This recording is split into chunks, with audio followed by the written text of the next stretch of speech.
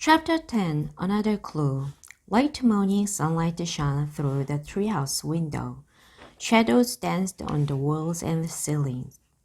Jack took a deep breath. He was lying on the floor of the treehouse. "I wonder what Mom's making for lunch," said Annie. She was looking out the window. Jack smiled. Lunch, Mom, home.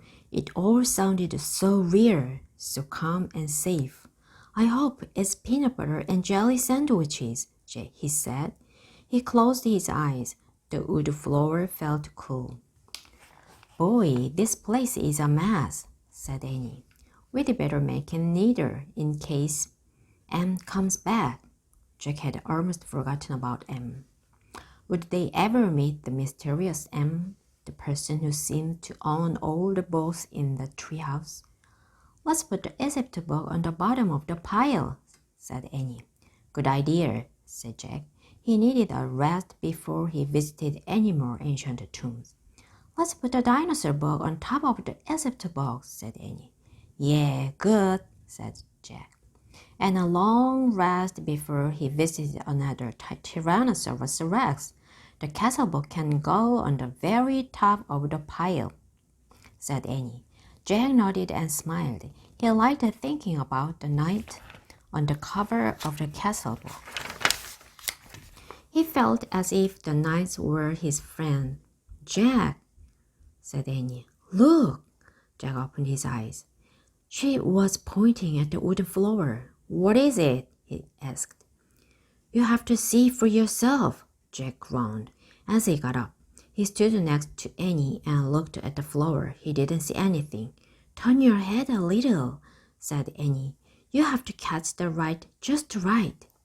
Jack tipped his head on one side. Something was shining on the floor. He tipped his head a bit more. A letter came into focus. The letter M. It shimmered in the sunlight. This proved the treehouse belongs to M. Absolutely, for sure. No question, no doubt about it. Jack touched the M with his finger. His skin tingled. Just then, the leaves trembled. The wind picked up. "Let's go down now," he said.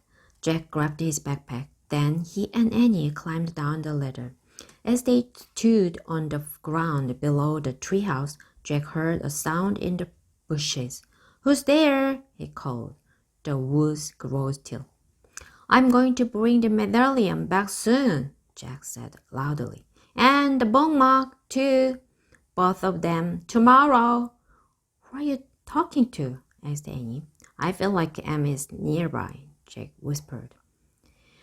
Annie's eyes grew wide. "Should we look for him?" But just then their mother's voice came from the distance. "Jack! Annie!" Jack and Annie looked around at the trees. Then they looked at each other. "Tomorrow, tomorrow," they said together, and they took off running out of the woods. They ran down their street. They ran across their yard. They ran into their house. They ran into their kitchen. They ran right into their mom. She was making peanut butter and jelly sandwiches.